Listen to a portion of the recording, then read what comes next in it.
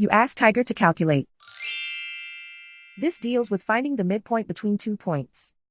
The midpoint between the 2 points is 0.5, -2. Let's solve it step by step. Plot the 2 points and calculate the midpoint using the formula. The coordinates of point 1 are x1 equals 4, y1 equals 0. The coordinates of point 2 are x2 equals -3, y2 equals -4. PM represents the midpoint of the 2 points.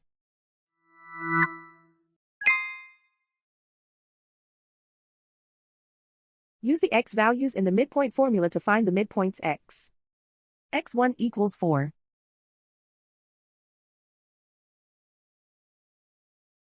x2 equals -3.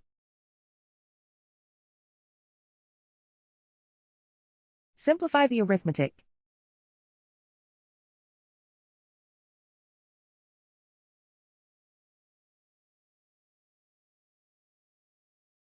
Use the y values in the midpoint formula to find the midpoints y. y1 equals 0.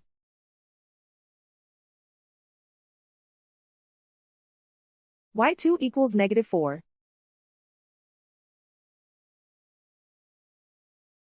Simplify the arithmetic.